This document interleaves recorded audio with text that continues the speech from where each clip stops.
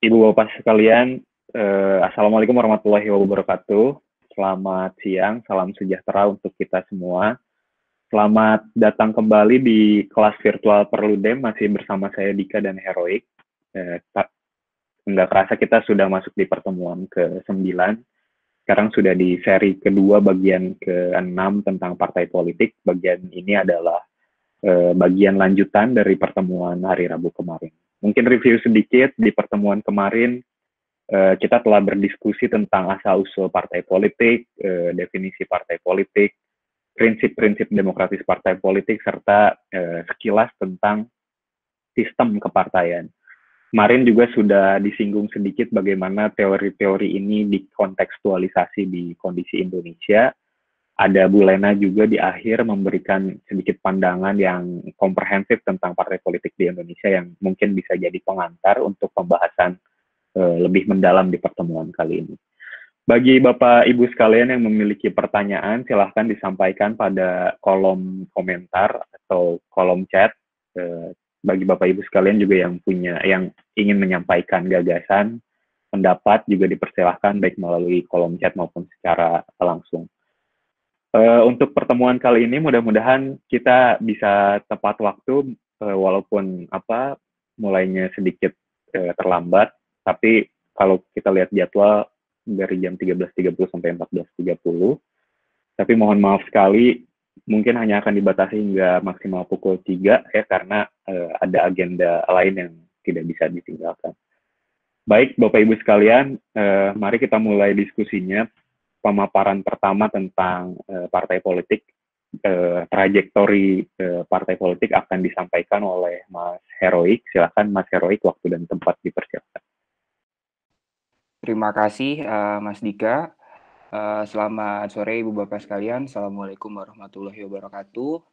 Jadi sebelum memulai presentasi, seperti yang Mbak Titi singgung di awal tadi, bahwa di sini ada dosen saya, Mas Sigit Pamungkas. Jadi saya tidak mungkin bisa kenal yang namanya partai politik kalau nggak dikenalkan sama Mas Sigit di semester 2 pada waktu itu soal mata kuliah partai politik. Nah, jadi kita beruntung sekali pada sesi kali ini. Jadi nanti kalau ada pertanyaan-pertanyaan yang sulit dan seterusnya, Pak Sigit mohon bantuannya. Mas Sigit bisa membantu meluruskan paparan kami, termasuk juga menjawab pertanyaan dari Ibu Bapak sekalian. Nah, baik Ibu Bapak sekalian, seperti yang diungkapkan Mas Mahardika tadi, pada sesi kali ini kita akan melanjutkan sesi partai politik yang kita akan bahas dari trajektori politik kepartaian di Indonesia sampai kemudian syarat kepesertaan pemilu bagi partai politik di Indonesia. Baik Ibu Bapak sekalian, kemarin kita sudah sedikit banyak membahas partai politik secara konseptual, mulai dari asal-usul, definisi, bagaimana kemudian klasifikasi sistem kepartaian, dan kemarin juga ada Bu Lena yang kemudian membahas bagaimana kemudian partai politik di Indonesia. Nah, kalau mungkin sedikit mereview dari hasil pertemuan kita kemarin, ada beberapa diskusi yang cukup menarik dari diskusi partai politik di sesi pertama di hari Rabu lalu. Salah satunya adalah soal pertanyaan kenapa hari ini partai politik kita tidak lagi ideologis. Terus kemudian banyak juga yang bertanya berkaitan dengan intraparti demokrasi di partai politik di Indonesia. Nah, lantas juga ada yang menanyakan idealnya itu sistem kepartaian di Indonesia seperti apa.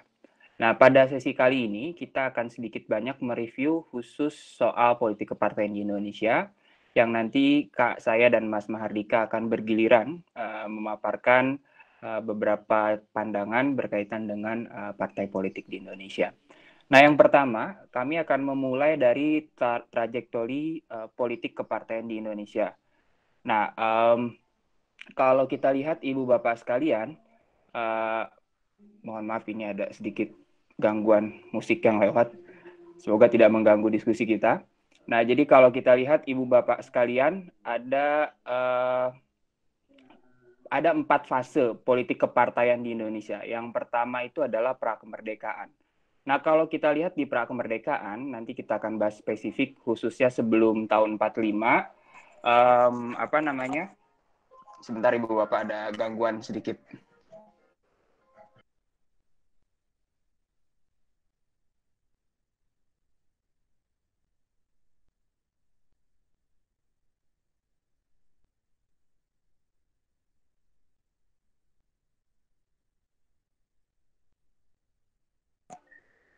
Baik, saya akan lanjutkan lagi. Nah, kalau kita lihat dari prakemerdekaan, orientasi dari partai politik itu bukan lagi untuk memenangkan pemilu, karena pada waktu itu kita belum mengenal pemilu, tetapi sebagai instrumen perjuangan. Yang fase kedua adalah fase kemerdekaan. Nah, di sana bagaimana kemudian pemilu 55 hadir sebagai pemilu pertama, sekaligus kebangkitan politik aliran. Nanti kita akan sedikit singgung bagaimana Herbert Fate dan Lance Castell melanjutkan studi yang dilakukan oleh Clifford Geertz tentang The Religion of Java, yang melihat bahwa kebangkitan politik aliran salah satunya karena pemilu 55 dan adanya channeling antara masyarakat dengan partai politik yang berbasiskan pada ideologis. Di fase ketiga adalah fase Orde Baru. Nah, ini merupakan fase deideologi partai politik dan juga fase penyederhanaan partai politik melalui fusi partai. Dan yang terakhir adalah reformasi berkaitan dengan kebangkitan multipartai di Indonesia. Nah, saya akan mulai dari fase yang pertama, yaitu partai politik prakemerdekaan. Nah, Ibu Bapak sekalian, pada waktu itu Indonesia memang belum ada pemilihan umum secara nasional. Meskipun kalau kita lihat dari beberapa studi dan fakta sejarah, ada beberapa pemilu lokal yang terjadi sebelum pemilu 55 di Minahasa, Yogyakarta kalau saya tidak salah dan seterusnya. Nah, tetapi kalau kita lihat sebelum 1945, partai politik itu pada awalnya hadir sebagai transformasi gerakan sosial melawan kolonial pada waktu itu. Nah, kalau kita lihat dari studinya Pak Daniel Dakidai, melihat salah satu kebangkitan awal partai politik di Indonesia sebetulnya tidak terlepas dari kehadiran Budi Utomo, termasuk juga Serikat Islam yang menjadi menjadi cikal bakal politik modern. Meskipun kalau kita lihat dalam konteks sejarah, Indische Partij yang didirikan oleh Douwes Dekker merupakan partai politik pertama di Indonesia.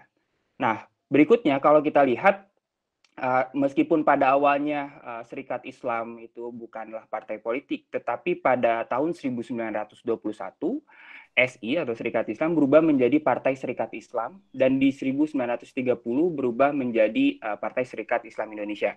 Nah, nanti kalau kita lihat lagi dalam konteks sejarah misalnya soal Serikat Islam ini kan terjadi faksionalisasi di internal Serikat Islam menjadi SI merah dan juga SI putih, yang kemudian basis massa ini bergabung dengan partai politik lainnya. SI merah bergabung dengan Partai Komunis Indonesia, sedangkan SI putih tetap berada pada PSII atau Partai Serikat Islam Indonesia. Nah, yang berikutnya kemudian, cikal bakal kehadiran Partai Komunis Indonesia misalnya itu tidak terlepas dari konteks global dengan berdirinya Indische Sosial Demokratis Vereniging. Betul gak ini bacanya? Kira-kira seperti itu lah. Atau yang disingkat ISDV, yang kemudian menjadi cikal bakal Partai Komunis di Indonesia. Dan kalau kita lihat, PNI pada waktu itu juga mulai berdiri di tahun 1927 yang dimotori oleh Soekarno dan Sartono. Nah, PNI menjadi salah satu instrumen gerakan melawan kolonial yang cukup radikal pada waktu itu. Ibu Bapak kalau misalnya kita menonton film Soekarno misalnya yang waktu itu muncul di bioskop. Nah, salah satu cuplikan awalnya itu kan Soekarno sedang berpidato di hadapan masa pendukung PNI. Nah, jadi kalau kita lihat partai politik prakemerdekaan itu keseluruhan orientasinya itu adalah untuk melawan kolonialisme di Indonesia. Meskipun pada waktu itu karena saking radikalnya PNI pada waktu itu, nah kemudian dibubarkan oleh Belanda dan pada waktu itu bertepatan dengan pasca pidatonya Soekarno, kemudian Soekarno ditangkap dan ditahan di tahun 1931 yang waktu itu kemudian berujung pada pembubaran PNI. Kira-kira seperti itu. Nah, ini kemudian partai politik prakemerdekaan di Indonesia. Nah, kalau kita lihat beralih pada fase partai politik di era kemerdekaan, yaitu pasca 17 Agustus 1945. Nah, yang menarik nyatanya kalau kita lihat Ibu Bapak sekalian, ternyata Indonesia pernah mengalami fase partai politik tunggal pada waktu itu. Namun meskipun partai politik tunggal ini terjadi hanya beberapa hari saja, tidak cukup lama. Waktu itu diawali dengan disetujunya gagasan Soekarno mengenai PNI sebagai partai tunggal yang disetujui oleh PPKI pada tanggal 22 Agustus tahun 1945. Namun 1 September 1945 kemudian PPKI membubarkan PNI sebagai partai tunggal. Jadi waktunya tidak cukup lama sebetulnya. Pada waktu itu kita pernah mengalami fase partai politik tunggal yang tidak jauh pasca proklamasi 17 Agustus 1945. Nah, momentum yang kedua tentunya kita tidak bisa lepaskan kebangkitan politik kepartaian di Indonesia dengan hadirnya maklumat X dari Wakil Presiden Bung Hatta pada waktu itu, yang mulai memasuki fase di mana demokrasi liberal dan mulai tumbuh kembangnya partai politik di Indonesia. Pada waktu itu yang kita tahu ada sedikit pertentangan antara Soekarno dan Hatta bagaimana kemudian menjalankan tata kelola kenegaraan Indonesia yang pada waktu itu baru berdiri, dan Hatta mendesak perlu diselenggarakannya sesegera mungkin pemilu, kira-kira seperti itu. Dan momentum yang ketiga, kalau kita lihat dari partai politik di era kemerdekaan ini, tidak terlepas dari hadirnya atau kebangkitannya politik aliran di Indonesia. Bagaimana kemudian definisi partai politik sebagai organisasi ideologis yang kita bahas di pertemuan hari Rabu. Nah, nyatanya memang itu terjadi di Pemilu 55, bagaimana kemudian pendirian partai politik di Indonesia itu berbasiskan ideologi, dan ideologi ini tidak hanya sebatas cantuman atau kemudian platform atau hanya sebatas slogan dari partai politik. Tetapi ideologi ini sangat mengakar di basis pendukung dari partai politik itu. Nah, Ibu Bapak sekalian, kalau kita lihat dari syarat partai politik peserta pemilu di tahun 55, nah ada dua undang-undang, yang itu undang-undangnya sangat sederhana sekali, Ibu Bapak. Bisa kita googling dan bisa kita lihat bagaimana undang-undang pemilu pertama yang mengatur pemilu 55. Ada undang-undang nomor 7 tahun 53, ada juga Undang-Undang Nomor 18 Tahun 53 yang kemudian disertakan dengan peraturan pemerintah yang mengatur secara spesifik tentang penyelenggaraan pemilu pertama di tahun 55.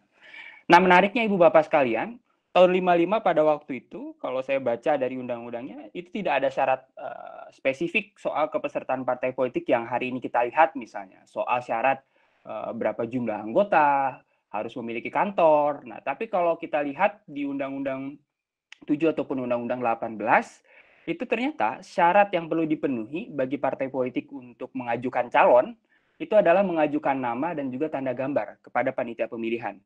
Nah, juga mulai dikenal larangan tidak boleh menggunakan lambang negara Republik Indonesia, termasuk lambang negara asing, termasuk juga bendera kebangsaan merah putih.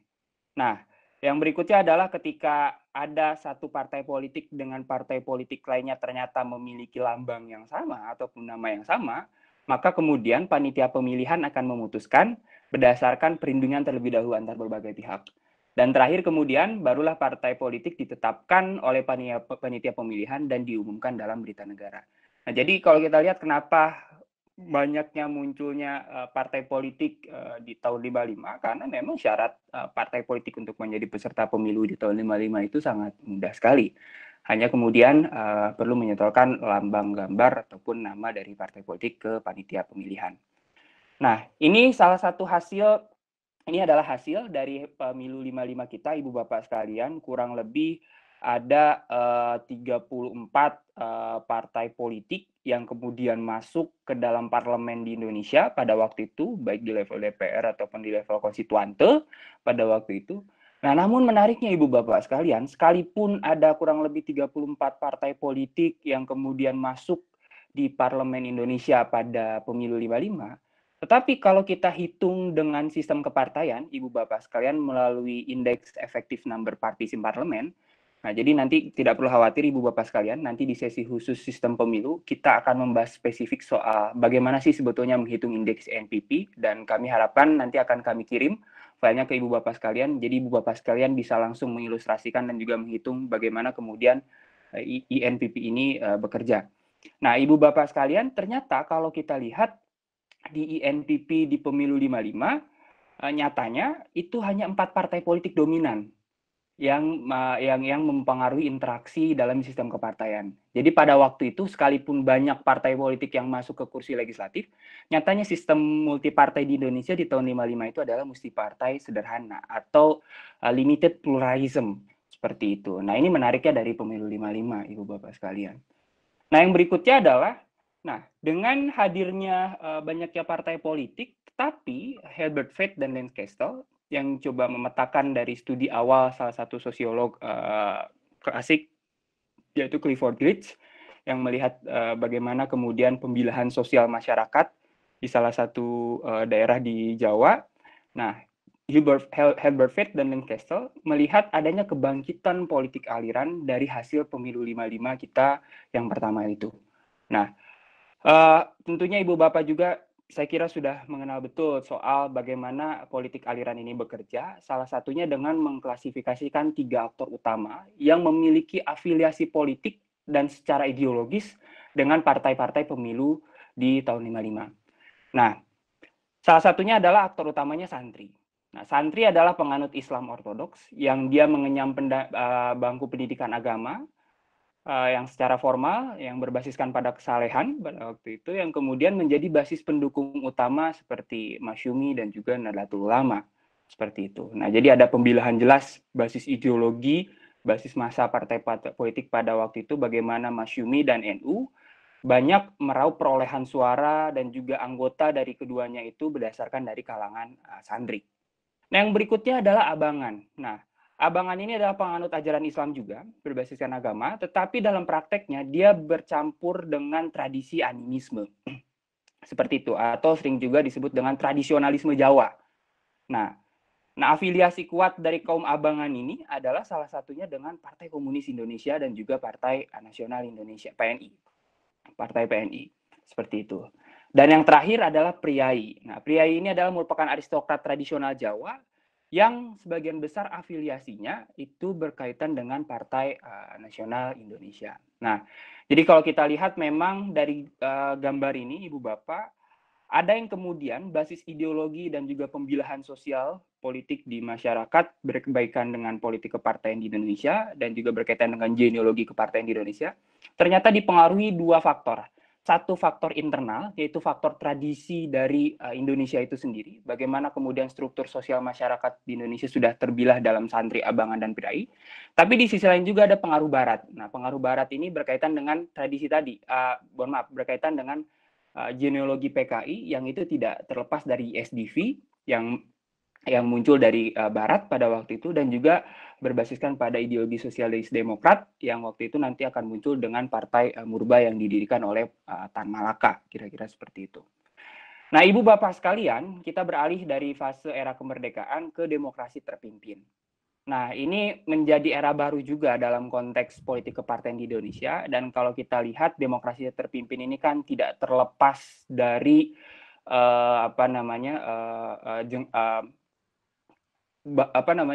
jatuh bangunnya kabinet pada waktu itu di era parlementer yang kemudian memotivasi Soekarno untuk memberlakukan undang-undang sementara dan juga membubarkan konstituante dan melakukan pembentukan MPRS. Nah, yang menariknya adalah pada waktu itu hasil pemilu DPR tahun 55 diganti dengan DPR GR tahun 1960. Dan terjadi penyederhanaan partai politik pertama di demokrasi terpimpin ini melalui Perpres yang dikeluarkan Soekarno nomor 7 tahun 1959. Nah, salah satunya adalah Masyumi dan PSI dibubarkan pada tahun 1960 karena dianggap terlibat dengan pemberontakan PRRI dan juga Permestan.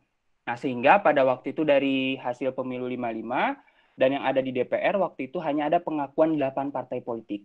PNI, NU, PKI, Partai Katolik, Partindo, Murba, PSI, dan IPKI yang waktu itu yang hanya diakui oleh demokrasi terpimpin. Nah, pada era demokrasi terpimpin ini juga, cikal bakal kehadiran Golkar itu sudah mulai muncul yang diinisiasi oleh Soekarno melalui Front Nasional pada waktu itu.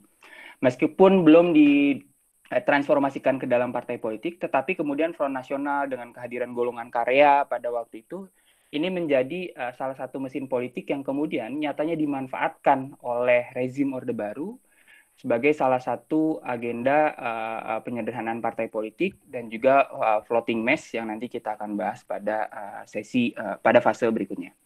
Nah, di fase berikutnya lah kemudian ada terjadi kembali penyederhanaan partai politik yang dilakukan dengan cara pembubaran PKI dan Partindo yang dituduh terlibat dalam G30S. Nah, sehingga waktu itu partai-partai sisa yang hadir di pemilu 71 kurang lebih ada PNI, NU, PSII, PERTI, IPKI, Partai Katolik, Partindo dan juga Murba.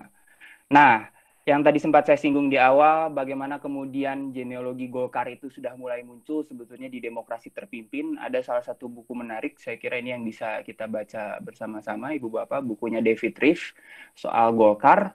Bagaimana kemudian sebetulnya Golkar itu hadir bukan di era Orde Baru, tetapi kemudian pada saat Demokrasi Terpimpin, genealoginya, cikal bakalnya itu sudah mulai muncul. Tapi pada fase Orde Baru kemudian dimanfaatkan oleh rezim pada waktu itu sebagai mesin politik. Nah, kalau kita lihat meskipun rezim Orde Baru sudah memimpin di pemilu 71, nyatanya memang masih terjadi sistem multipartai, Ibu Bapak sekalian. Nah, yang di pemilu 71 untuk pertama kalinya Golkar juga sudah mulai ikut dalam proses pemilihan pemilu dan menjadi partai mayoritas pemenang kursi di DPR. Nah, berikutnya di 71, Ibu Bapak sekalian, pasca pemilu 71, mohon maaf, terjadi penyederhanaan partai melalui mekanisme fusi partai. Nah, fusi partai ini pada awalnya dari hasil pemilu 71, rezim pada waktu itu sudah mulai mengelompokkan koalisi partai politik berdasarkan koalisi PDI dan juga koalisi Partai Persatuan Pembangunan.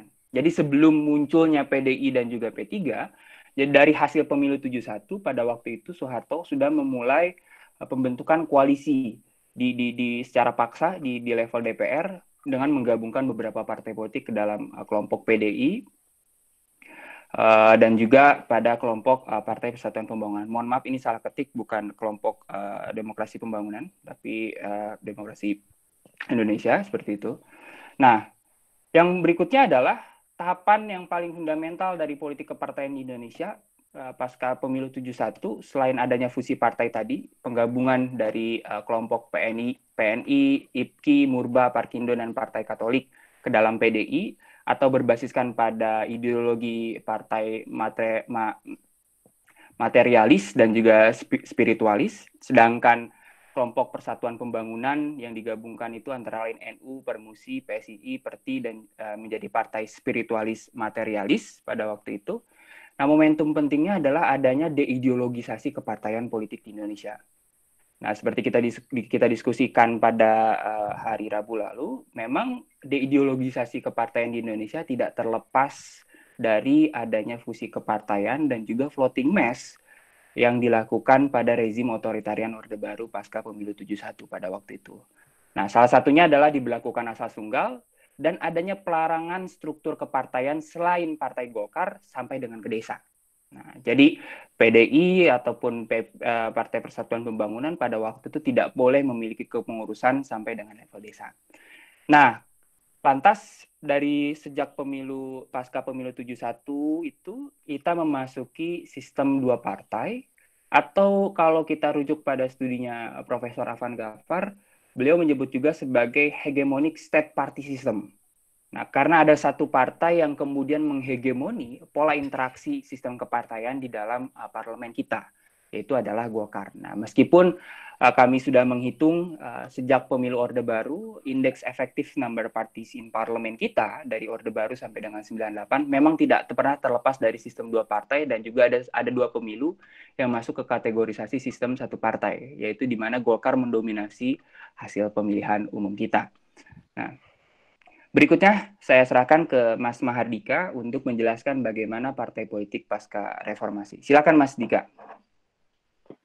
Baik, terima kasih Mas Heroik. Jadi setelah tadi kita mendengar penjelasan tentang partai politik di era sampai era Orde Baru sampai pasca pemilu 1971, sekarang saya akan berbagi tentang partai politik pasca reformasi. Kira-kira ada 3 hal yang akan kita diskusikan. Yang pertama, kita akan lihat tentang syarat kepesertaan pemilu yang kami nilai berbasis rezim administratif, apa itu nanti kita akan jelaskan. Kemudian yang kedua, soal demokratisasi di internal partai, problematika intraparti demokrasi, dan soal kebangkitan multipartai ekstrim. Mungkin ini sebagai pengantar saja untuk nanti kita bahas lebih lanjut di sesi sistem pemilu. Selanjutnya, yang pertama tentang partai berbadan hukum. Kalau kita lihat di Undang-Undang 2 nomor 2011, ada dua syarat partai untuk memiliki badan hukum. Yang pertama adalah partai politik harus didaftarkan ke kementerian untuk menjadi badan hukum. Yang kedua, harus mempunyai pertama akta notaris pendirian partai politik, kemudian yang kedua nama, lambang, atau tanda gambar yang tidak mempunyai persamaan pada pokoknya atau keseluruhannya dengan nama, lambang, atau tanda gambar yang telah dipakai secara sah oleh partai politik lain sesuai dengan peraturan perundang-undangan. Yang ketiga, ada syarat soal kepengurusan, disebutkan di sini kepengurusan pada setiap provinsi dan paling sedikit 75% dari jumlah kabupaten kota pada provinsi yang bersangkutan dan paling sedikit 50% dari jumlah kecamatan pada kabupaten atau kota yang bersangkutan. Yang keempat, ada syarat soal kantor tetap pada tingkat pusat, provinsi, dan kabupaten kota sampai tahapan terakhir pemilihan umum. Dan yang kelima, ada rekening atas nama partai politik. Nah, kemudian kita akan coba bedah bagaimana syarat menjadi peserta pemilu, yang akan kita bedah melalui beberapa syarat. Selain ada syarat tanda gambar, tapi ada beberapa hal yang berubah dari pemilu ke pemilu, terutama tentang syarat kepengurusan, kemudian syarat keanggotaan, kemudian syarat lain seperti electoral threshold kita mengenal pada pemilu 99 dan 2004, dan nanti ada beberapa syarat lain seperti keterwakilan perempuan di internal partai. Yang pertama, soal syarat kepengurusan. Kalau misalkan kita lihat di pemilu 99 itu syarat kepengurusan masih disebutkan setengah dari jumlah provinsi memiliki pengurus di lebih dari setengah jumlah provinsi di Indonesia. Kemudian memiliki pengurus di lebih dari setengah jumlah kabupaten atau kota di provinsi sebagaimana dimaksud. Kemudian di 2004 naik jadi sekurang-kurangnya 2/3 dari jumlah provinsi, terus memiliki pengurus lengkap sekurang-kurangnya di 2/3 dari jumlah kabupaten kota di provinsi sebagaimana dimaksud, dan juga ada syarat pengurus harus mempunyai kantor tetap. Pemilu 2009 masih sama 2/3 dari jumlah provinsi, terus 2/3 dari jumlah kabupaten kota di provinsi yang bersangkutan dan mempunyai kantor tetap untuk kepengurusan. Di pemilu 2014 bukan lagi 2/3 tapi sudah naik menjadi di seluruh provinsi memiliki kepengurusan di seluruh provinsi. Kemudian juga harus memiliki kepengurusan di 75% jumlah kabupaten kota di provinsi yang bersangkutan, memiliki kepengurusan di 50% jumlah kecamatan di kabupaten kota yang bersangkutan, dan juga mempunyai kantor tetap untuk kepengurusan pada tingkat pusat, provinsi, dan kabupaten kota sampai tahapan terakhir pemilu.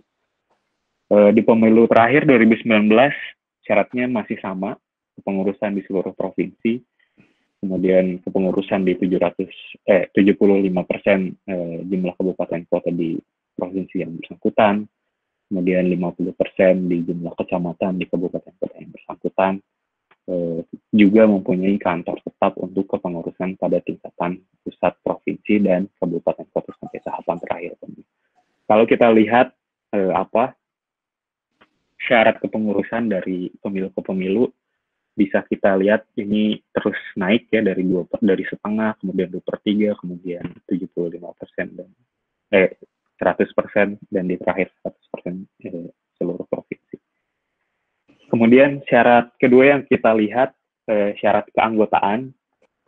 Di pemilu 99 itu tidak diatur tentang syarat keanggotaan, baru di pemilu 2004 kita mengenal tentang syarat keanggotaan bahwa partai politik yang ingin menjadi peserta pemilu harus memiliki anggota sekurang-kurangnya 1.000 atau sekurang-kurangnya 1/1000 dari jumlah penduduk pada setiap kepengurusan partai politik yang dibuktikan dengan kartu tanda anggota partai politik.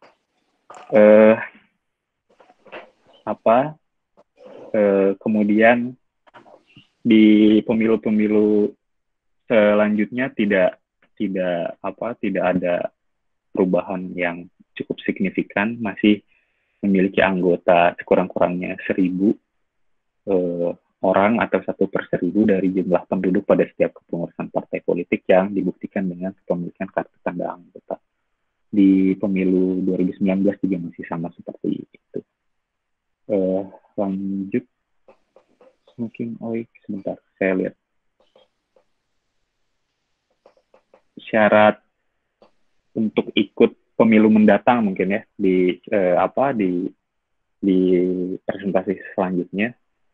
Kita mengenal tentang electoral threshold, jadi syarat untuk ikut pemilu mendatang, dan pada perkembangannya juga mengatur tentang syarat bagi partai politik lama yang sudah mendapatkan kursi. Di pemilu 99 ada syarat memiliki sebanyak 2/100 dari jumlah kursi DPR atau memiliki sekurang-kurangnya 3% jumlah kursi DPRD 1 atau DPRD 2 yang tersebar sekurang-kurangnya di setengah jumlah provinsi dan setengah jumlah kabupaten kota. Di pemilu 2004, bagi partai yang memperoleh sekurang-kurangnya 4% jumlah kursi DPRD provinsi yang tersebar sekurang-kurangnya di setengah jumlah provinsi seluruh Indonesia, atau memperoleh sekurang-kurangnya 4% jumlah kursi DPRD kabupaten kota yang tersebar di setengah jumlah kabupaten kota seluruh Indonesia. Di pemilu 2019 ada syarat. Jadi partai politik peserta pemilu itu adalah partai politik yang telah ditetapkan atau lulus verifikasi oleh KPU. Partai politik yang telah lulus verifikasi tidak diverifikasi ulang. Jadi ada ketentuan ini. Partai politik yang telah lulus verifikasi tidak diverifikasi ulang dan ditetapkan sebagai partai politik peserta pemilu. Nah, syarat yang administratif ini berimplikasi teknis pada verifikasi ya. Jadi di pemilu 2019 kemarin contohnya ketentuan yang mengatur tentang pendaftaran partai politik peserta pemilu terdiri dari 3 ayat. Yang pertama, untuk menjadi peserta pemilu, partai politik harus lolos verifikasi. Kemudian yang kedua, partai politik baru harus lolos verifikasi atas semua syarat. Yang ketiga, partai politik lama langsung ditetapkan sebagai peserta pemilu karena sudah lolos verifikasi pemilu sebelumnya. Nah, ketentuan yang nomor 3 ini ada di pasal 173, kemudian digugat oleh partai politik baru, seperti Partai Idaman sama Partai Solidaritas Indonesia ke Mahkamah Konstitusi. Mereka menilai bahwa ketentuan itu tidak adil karena adanya pembedaan perlakuan. Dalam argumennya, menurut partai-partai politik baru, ada situasi dan kondisi politik berbeda di setiap waktu, sehingga partai politik yang lolos verifikasi 5 tahun lalu belum tentu bisa lolos juga tahun ini. Nah, karena itu mereka meminta agar Mahkamah Konstitusi membatalkan ketentuan itu dan meminta agar semua partai politik diverifikasi untuk pemenuhan syarat yang diatur di pasal 173 ini. Dalam putusannya, MK nomor 53 tahun 2017 mengabulkan permintaan yang dilakukan oleh partai-partai baru itu. Implikasinya, partai politik lama yang sudah lolos verifikasi pada pemilu 2014 maupun partai politik baru yang baru mendaftar di pemilu 2019 sama-sama harus diverifikasi atas pemenuhan semua syarat tersebut. Nah, pemenuhan syarat ini dinilai cukup sulit ya, terutama soal syarat keanggotaan, dan ada implikasi teknis. KPU juga harus melakukan verifikasi administrasi dan verifikasi faktual atas semua syarat itu. Tidak hanya di 2019, di 2014 juga MK pernah melakukan memutus hal yang mirip gitu ya. Jadi ini untuk kedua kalinya MK membuat putusan yang sama atas isu soal syarat kepesertaan ini. Bedanya waktu itu MK melihat ada ketidaksetaraan syarat, jadi ada perbedaan antara partai politik yang mendaftar di pemilu 2019, bagaimana diatur di Undang-Undang 10 2008 dan di pemilu 2014. Di undang-undang yang mengatur untuk pemilu 2014 ada pasal 8 kalau bisa kita lihat menyatakan bahwa partai politik lama yang sudah memenuhi ambang batas perolehan suara nasional 3,5%.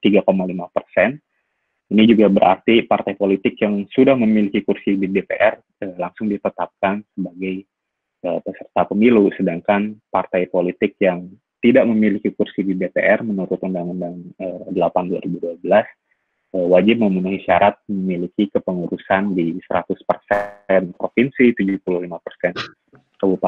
kabupaten kota sebagaimana tadi sudah dijelaskan di bagian sebelumnya.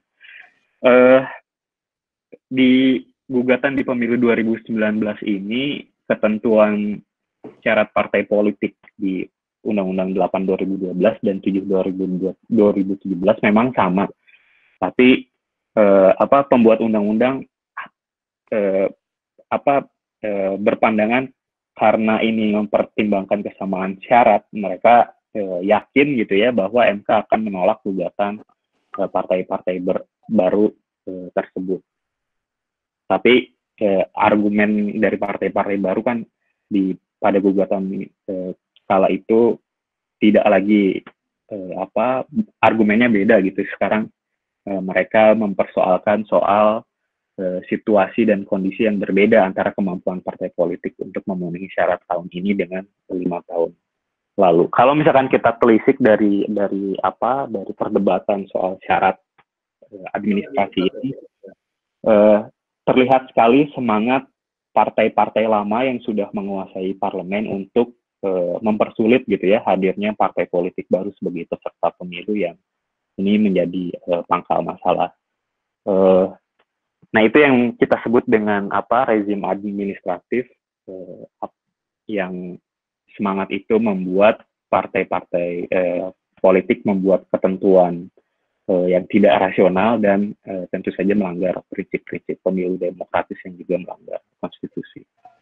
Selanjutnya ada juga syarat lain, Mas Oik, yang bisa kita lihat di pemilu 2009, 2014, dan 2019 muncul syarat soal ketentuan sekurang-kurangnya 30% keterwakilan perempuan pada kepengurusan partai politik tingkat pusat. Di 2012 juga sama, ada afirmasi di internal partai politik, sama juga disebut menyertakan sekurang-kurangnya 30% keterwakilan perempuan pada kepengurusan partai politik tingkat pusat. Tapi nanti ada perbedaan di PKPU yang mengatur tentang ini. Di pemilu 2019 frasenya sama, menyertakan paling sedikit, agak sedikit beda kalau di 2014 ada sekurang-kurangnya, sekarang menyertakan paling sedikit 30% keterwakilan perempuan pada kepengurusan partai politik tingkat pusat. Selain soal keterwakilan perempuan, ada juga dana kampanye gitu ya, mulai masuk di syarat peserta pemilu. Nah, kalau misalkan kita mau bedah soal syarat afirmasi ini di pemilu 2019, waktu itu DPR dan KPU tidak mewajibkan ketentuan 30% perempuan di kepengurusan partai hingga tingkat kabupaten kota sebagai syarat peserta pemilu. Padahal kalau kita lihat tidak ada frase yang signifikan berubah gitu ya terkait syarat kepesertaan ini di Undang-Undang Pemilu. Nah, waktu itu ada gugatan juga pada waktu itu Mahkamah Konstitusi menyidangkan uji materi nomor 60 tahun 2017 yang dimohonkan oleh Partai Solidaritas Indonesia waktu itu, yang diperkarakan soal ketentuan keterwakilan perempuan ini, yang hanya diwajibkan pada tingkat pusat, gitu ya.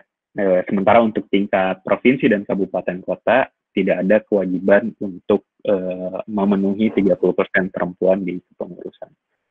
Sayangnya waktu itu MK menolak uji materi ini. Dalam pertimbangan hukumnya dalam putusannya disebutkan bahwa penentuan kuota 30% di tingkat pusat itu sudah sesuai dengan ketentuan di Undang-Undang Dasar. Bahkan aturan tersebut tidak hanya diatur dalam Undang-Undang Pemilu, namun juga ada di Undang-Undang Parpol, argumennya MK.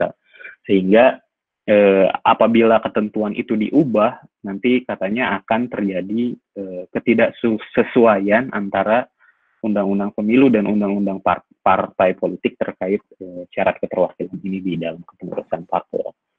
Terus kemudian ada juga argumen soal pengalaman empiris ya. Jadi parpol itu justru kesulitan mencari dan memenuhi batas minimal 30% keterwakilan perempuan dalam parpol maupun pencalonan anggota legislatif. Waktu itu salah satu hakim berpendapat bahwa kebijakan kuota 30%, kalau kebijakan kuota 30% ini diterapkan untuk semua tingkat kepengurusan, justru akan berdampak buruk bagi kualitas demokrasi di Indonesia karena ada potensi mengurangi kesempatan warga untuk membentuk parpol. Tapi dengan argumen ini MK menilai tidak setuju atas kebijakan itu diterapkan di seluruh tingkatan pengurusan parpol, tapi MK menilai perlu ada penyesuaian dengan perkembangan parpol di Indonesia. Ada sedikit kekhawatiran gitu ya, mempertanyakan soal kekhawatiran partai karena tidak mampu memenuhi persyaratan 30% di provinsi dan di kabupaten kota. Nah, kalau misalkan kita bandingkan dengan ketentuan di Undang-Undang Pemilu sebelumnya, untuk pemilu 2014, frasa itu tidak berubah gitu ya. Tapi bedanya di 2014, KPU memandang ketentuan pada undang-undang ini memiliki semangat afirmasi perempuan di kepengurusan partai sampai tingkat kabupaten kota, dan karena itu KPU menerjemahkan ketentuan ini di PKPU tentang pendaftaran, verifikasi dan penetapan partai politik setelah pemilu. Waktu itu KPU di dalam PKPU-nya nomor 8 mewajibkan partai untuk menyertakan sekurang-kurangnya 30% keterwakilan pada tingkat pusat, provinsi dan juga kabupaten kota. Nah, karena frase tersebut tidak berubah di Undang-Undang Pemilu, waktu itu KPU tetap mempertahankan ketentuan mewajibkan partai untuk menyertakan sekurang-kurangnya 30% keterwakilan pada tingkat pusat, provinsi sampai kabupaten kota di draft peraturan KPU yang disiapkan. Tapi sayangnya waktu itu ada rapat dengar pendapat di Komisi 2 DPR dan ketentuan itu ditentang dan mendasarkan argumennya, DPR mendasarkan argumennya bahwa norma tersebut bertentangan dengan pasal 173 karena di undang-undang kan hanya disebutkan keterwakilan 30% hanya berlaku di tingkat pusat.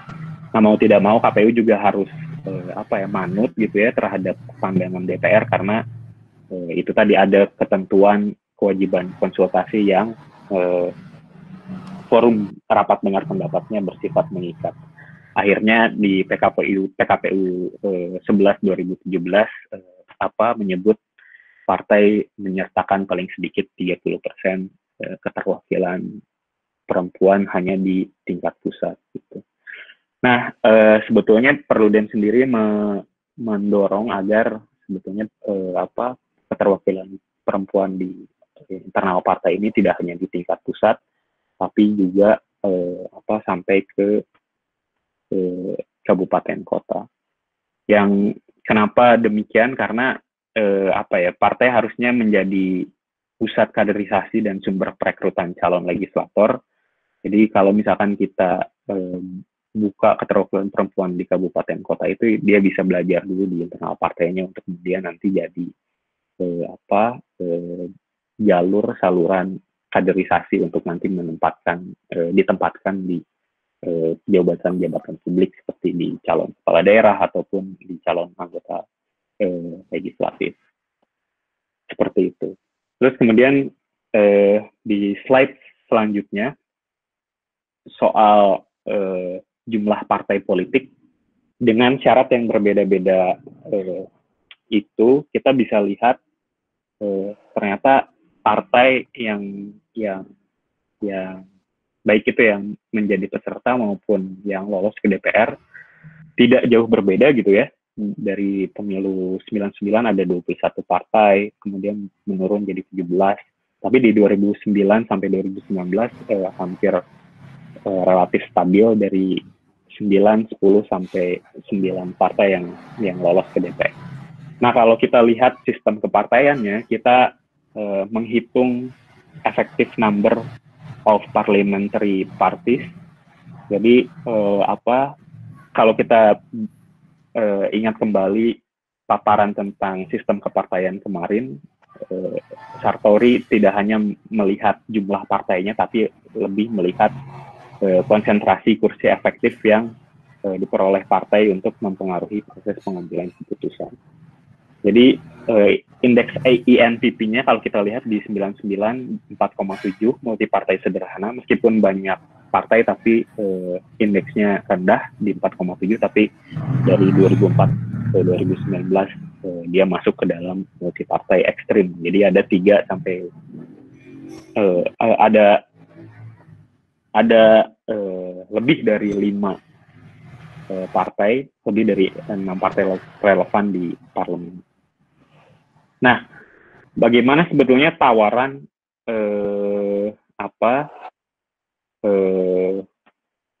syarat partai politik gitu ya, yang sempat mencuat waktu itu ketika pembahasan di kodifikasi undang-undang pemilu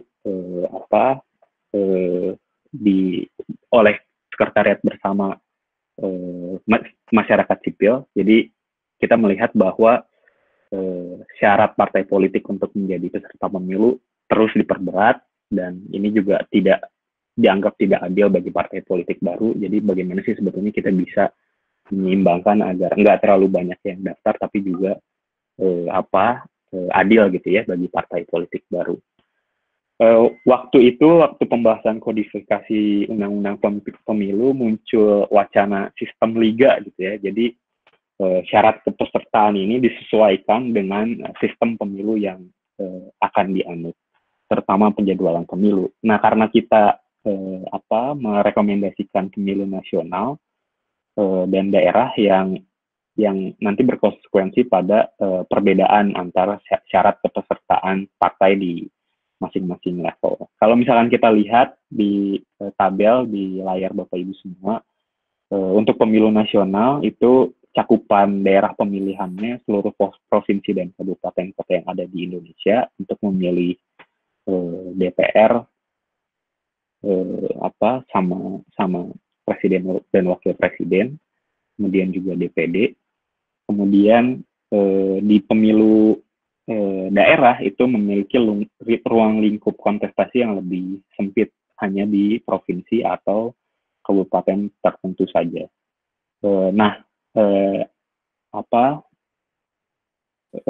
Kedua pemisahan waktu penyelenggaraan pemilu nasional dan daerah ini akan memberikan ruang institusionalisasi yang lebih terfokus bagi partai politik di level daerah maupun level pusat. Oleh karena itu, desain syarat kepesertaan pemilu ini harus dipisahkan dan dibuat lebih mudah. Kalau kita lihat di slide selanjutnya, jadi untuk kepesertaan partai politik di pemilu nasional ini ada 4. Jadi untuk partai politik yang sudah memiliki kursi di DPR, kedua partai politik yang memiliki kursi di DPRD provinsi di 50% atau lebih provinsi, ketiga partai politik yang memiliki kursi DPRD kabupaten kota di 50% atau lebih kabupaten kota, dan yang keempat ini sebetulnya masih bergantung pada pilihan parliamentary threshold untuk mendaftar parliamentary threshold untuk mendapatkan kursi di parlemen. Kalau di pesertaan partai politik di pemilu daerah itu ada 4. Yang pertama, partai politik yang sudah memiliki kursi DPRD provinsi. Kemudian yang kedua, partai politik yang memiliki kursi DPRD kabupaten kota di 50% atau lebih kabupaten kota di provinsi bersangkutan.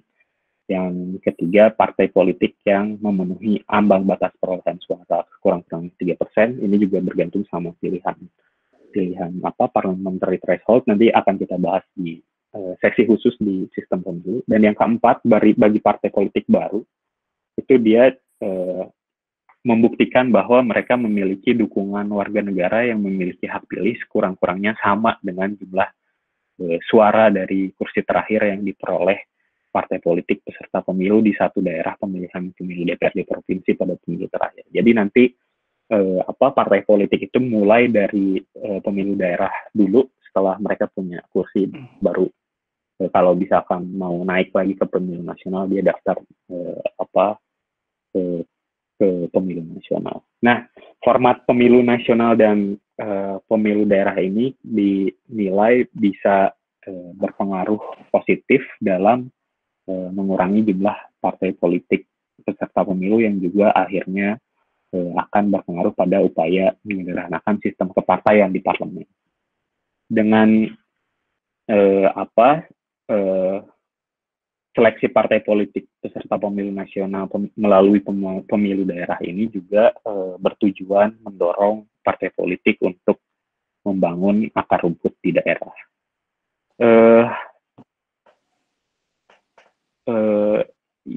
Kemudian selanjutnya saya akan membahas tentang ideologi partai ya. Ideologi partai kemarin tadi juga sudah disampaikan bagaimana pembelahan soal ideologi partai, tapi untuk salah satu penelitian yang paling mutakhir adalah bisa kita rujuk penelitiannya Edward Aspinall dengan Diego Fossati, Warburton sama Burhanuddin Muhtadi yang dilakukan di 2018. Jadi ini dia gimana ya, banyak pengamat gitu ya telah menunjukkan bahwa dalam hal kebijakan dan ideologi itu partai-partai Indonesia itu nyaris sulit dibedakan. Nah, salah satu perbedaan gitu ya, keterbelahan yang jelas di dalam kepartaian Indonesia mutakhir adalah soal sebesar apa partai mendudukan peran Islam dalam kehidupan publik. Tapi ilmuwan politik seperti Kusrido Ambardi misalkan berpendapat bahwa politik Indonesia masih didominasi oleh kartel, partai yang dicirikan oleh keinginan bersama untuk bagi-bagi jatah jabatan, alih-alih perbedaan ideologi atau kebijakan partai. Akhirnya ideologi tidak lagi relevan dalam pembentukan koalisi gitu ya, karena lebih mementingkan kepentingan.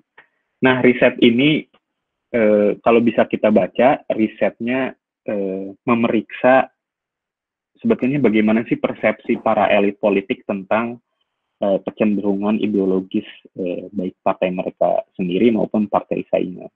Ini dilakukan di 2017 kerjasama antara lembaga survei Indonesia, Burhanuddin Muhtadi tadi dengan Australian National University, yang mereka melakukan survei terhadap responden yang dipilih secara acak di DPRD. Ada 31 provinsi yang dilihat dan meliputi beberapa isu untuk melihat penyikapan bagaimana si legislator ini terhadap demokrasi, kemudian keagamaan, latar belakang keluarga dan profesi, serta apa sebetulnya yang mereka pikirkan tentang isu-isu politik utama saat 2017 sampai 2018 itu. untuk menakar ideologi partai, melihat corak ideologi partai, penelitian ini meminta si responden untuk menentukan posisi partai masing-masing dalam ada 9 pertanyaan kunci tentang ideologi, dan nanti di skor 1 sampai 10 di penelitian itu, dan menghitung rata-rata skor dari pertanyaan itu dari tiap responden untuk menempatkan partai pada spektrum ideologis berdasarkan isu. Temuan umum dari penelitian ini, dari berbagai pertanyaan tentang ideologi tidak banyak perbedaan. Jadi sebagian partai mengerucut di sisi tengah spektrum, tapi ada yang menarik tentang satu-satunya ranah isu yang memunculkan diferensiasi ideologi yang tegas dan konsisten, yaitu agama gitu ya. Kalau bisa kita lihat di tabelnya, pertanyaan yang diajukan soal agama, misalnya apakah mereka menilai partainya sendiri sebagai partai yang menghendaki agar Islam punya peran politik lebih kecil atau lebih besar gitu ya. Nah, dari pertanyaan-pertanyaan soal agama ini bisa dipetakan bahwa ada ada jurang yang lebar antara partai yang menganggap dirinya sebagai agama yang berdasarkan Islam dan berdasarkan Pancasila yang lebih pluralis. Jadi kalau bisa kita lihat, P3 ada di sisi paling kanan 7,22,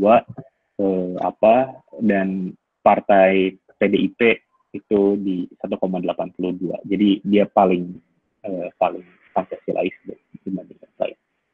Nah, kalau kita lihat jurang skornya, gapnya sangat besar, ada 5,4. Lanjut, Mas Heroik. Nah, tadi kan disinggung juga, selain ideologi apa saja sih sebetulnya yang bisa kita bedakan antara partai-partai itu gitu ya. Tapi tidak ada perbedaan yang signifikan, sama-sama di tengah kalau pertanyaannya soal apakah ideologi partai ini kiri atau kanan. Nah, apa yang dimaksud kiri atau kanan di dalam penelitian ini? Jadi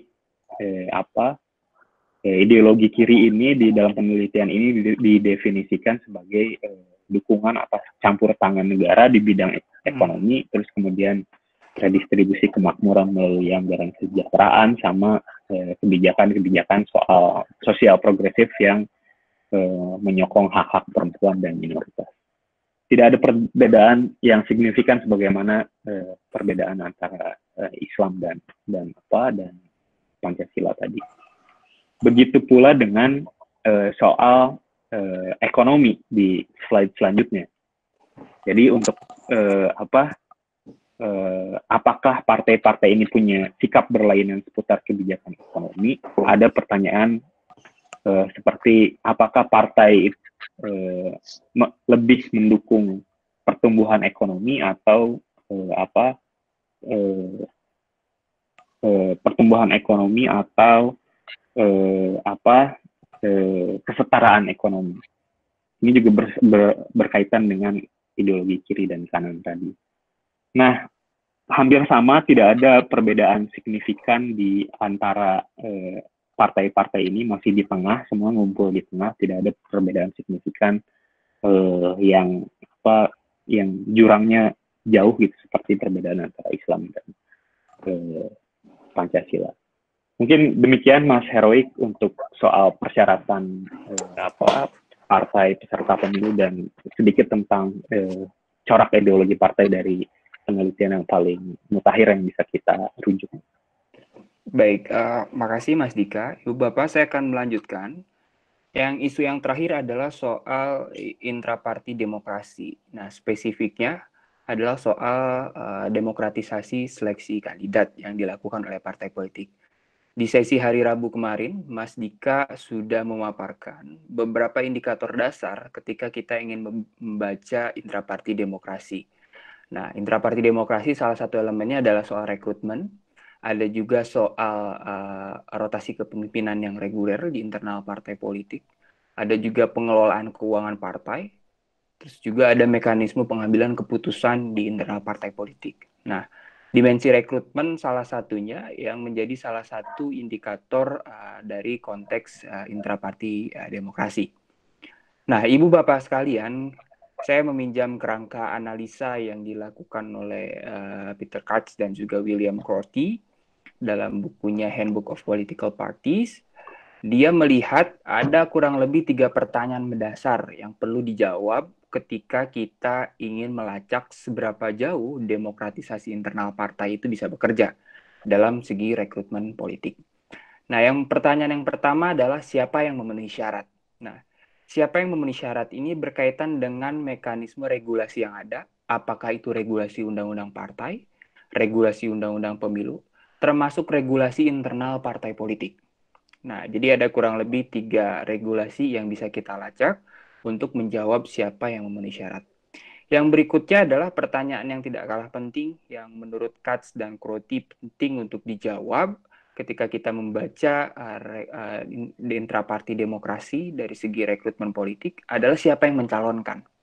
Apakah kemudian dia melibatkan sedikit orang dalam proses pencalonan kandidasinya, atau dia melibatkan banyak orang?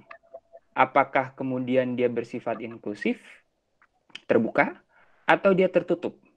Begitu pula dalam konteks apakah dia tersentralisasi, dalam hal ini segala keputusan berkaitan dengan rekrutmen politik itu sepenuhnya diputuskan oleh pengurus pusat partai, atau ada distribusi kewenangan bagi partai politik pengurus di level provinsi ataupun kabupaten kota untuk melakukan seleksi kandidat dalam proses pemilihan umum. Dan yang terakhir adalah indikatornya soal partisipasi. Seberapa jauh keterlibatan anggota partai politik ikut memberikan suara dalam penentuan siapa yang akan dicalonkan oleh partai politik dalam proses pemilihan umum. Nah, yang terakhir adalah siapa yang dicalonkan, ini lebih kepada dimensi individual, kapasitas anggota partai tersebut yang akan dicalonkan. Nah, Ibu Bapak sekalian, kerangka analisa berikutnya yang bisa kita jelaskan dalam melihat konteks demokratisasi internal partai dalam dimensi rekrutmen politik. Nah, ada spektrum yang bisa kita baca dari studinya Hazan dan Rahat, melihat dari dimensi inklusif dan eksklusif. Nah, berkaitan dengan pertanyaan siapa yang mencalonkan. Ini berkaitan dengan otoritas partai.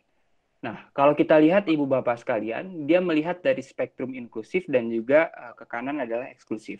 Nah, dari inklusif itu dilihat misalnya apakah ada yang disebut dengan primary election atau pemilihan pendahuluan di internal partai yang itu melibatkan anggota partai atau publik secara umum untuk menentukan siapa yang akan dicalonkan oleh partai politik.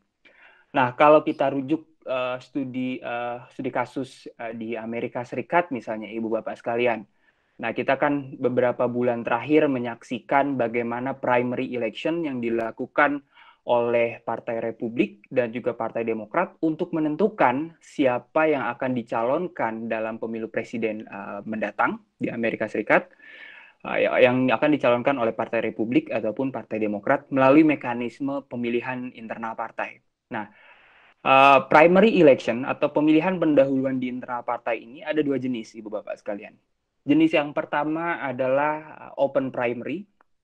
Nah, open primary ini dia tidak hanya pemilihnya itu tidak hanya melibatkan anggota partai saja, tetapi publik secara umum bisa ikut memberikan suara terhadap proses pemilihan internal partai yang hasilnya akan menentukan siapa yang akan dicalonkan oleh partai politik tersebut. Nah, itu open primary.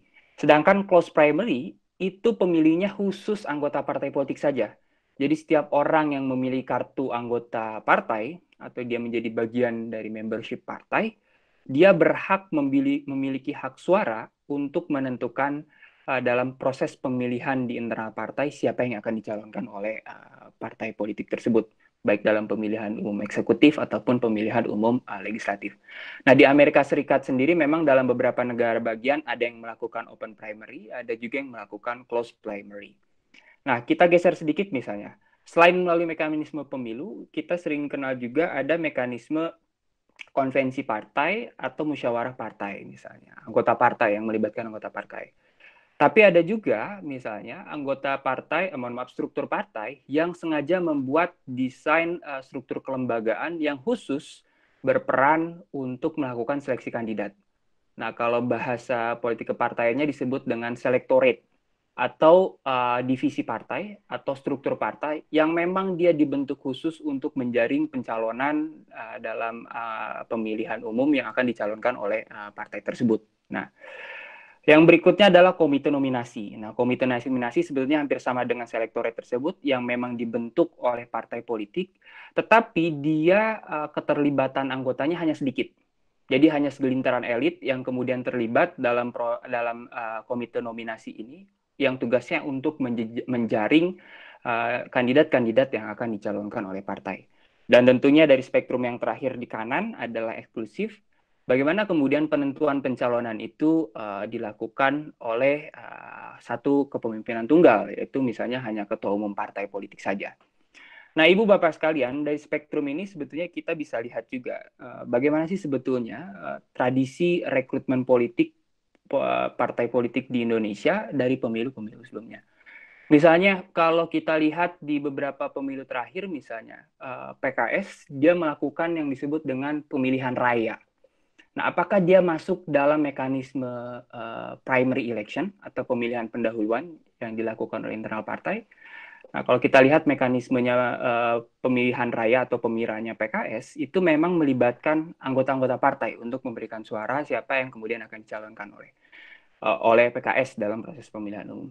Tapi di sisi lain, kalau saya tidak salah, segala keputusan akhirnya siapa yang akan dicalonkan itu ditentukan oleh Majelis Syuro Partai atau Dewan Pertimbangan Partai dengan struktur tertinggi dari Partai PKS. Nah, artinya memang ini tidak bisa kemudian kita maknai sebagai primary election yang dilakukan secara murni. Karena primary election yang dilakukan secara murni, individu anggota partai yang kemudian mendapatkan suara terbanyak, dia artinya berkonsekuensi yang itu yang akan dicalonkan. Jadi tidak ada mekanisme saringan lagi di internal partai, keseluruhannya berdasarkan proses pemilihan yang ada di suara terbanyak.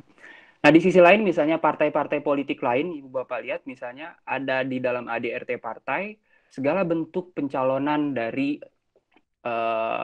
yang akan dicalonkan oleh partai politik misalnya itu melalui mekanisme ketua umum. Ada juga berbasiskan pada DPP. Nah, yang menariknya Ibu Bapak sekalian, kalau kita lihat di spektrum yang berikutnya dari siapa yang mencalonkan, apakah dia tersentralisasi atau terdesentralisasi. Nah, dalam konteks Indonesia, nah ini cenderung tersentralisasi. Kenapa saya bisa bilang tersentralisasi? Ibu Bapak, kalau misalnya kita rujuk di Undang-Undang Pilkada misalnya, dalam proses pencalonan kepala daerah, ada klausul yang mengatur bahwa setiap pencalonan tersebut harus mendapatkan rekomendasi dari pengurus pusat partai. Artinya ini mereduksi kewenangan dari pengurus partai politik di daerah atau tidak adanya desentralisasi kewenangan rekrutmen pencalonan kepala daerah di level provinsi ataupun kabupaten kota yang keseluruhannya di dalam Undang-Undang Pemilu diatur itu diserahkan kepada mekanisme pengurus pusat partai melalui instrumen yang disebut sebagai rekomendasi DPP yang ditandatangani oleh ketua umum dan juga sekjen partai. Nah, artinya memang kontribusi siapa yang mencalonkan dan demokratisasi internal partai politik itu tidak terlepas dari mekanisme aturan yang diatur dalam Undang-Undang Pemilu ataupun Undang-Undang Partai Politik. Nah, yang terakhir misalnya Ibu Bapak sekalian, kalau kita lacak Undang-Undang Partai Politik kita dan juga Undang-Undang Pemilu kita, itu selalu menyebutkan dalam proses pencalonan di dalam pemilihan umum dilakukan secara demokratis dan terbuka berdasarkan ketentuan peraturan partai atau ADART masing-masing partai. Nah, klausulnya selalu seperti itu kira-kira di dalam Undang-Undang Pemilu ataupun Undang-Undang Partai Politik. Nah, undang-undang kita tidak pernah mendefinisikan secara clear apa itu mekanisme yang terbuka dan mekanisme yang demokratis. Dia hanya menyebutkan saja. Dan di akhir kalimatnya disebutkan juga bahwa selebihnya diatur ke dalam, disesuaikan dengan peraturan yang diatur di dalam DRT partai atau peraturan partai. Yang lagi-lagi itu menjadi kewenangan otonomi partai politik. Jadi memang kalau kita lihat kenapa pada hari ini misalnya publik ketika pemilu selalu dihadapkan, kenapa sih kok si A bisa dicalonkan, kenapa sih si B bisa dicalonkan? Ya itu memang menjadi secret garden dari political parties kita, atau menjadi urusan dapur partai politik yang memang sulit kita lihat bagaimana mekanisme seleksi yang dilakukan di internal partai politik. Nah, Ibu Bapak sekalian, kalau kita lacak lebih jauh lantas, bagaimana sebetulnya kita mengembalikan partai politik sebagai instrumen utama demokrasi, tetapi seringkali dia tidak mencerminkan nilai-nilai demokratis itu, terutama dalam urusan rekrutmen. Artinya memang perlu ada political party reform di kita berkaitan dengan dimensi rekrutmennya. Nah, political party reform ini kalau kita serahkan sepenuhnya kepada internal partai politik, itu saya kira tidak akan bisa bekerja. Nah, salah satunya caranya adalah kita bagaimana undang-undang pemilu kita dan juga undang-undang partai politik kita mengatur secara spesifik bagaimana mekanisme rekrutmen itu dilakukan secara terbuka dan demokratis itu bekerja.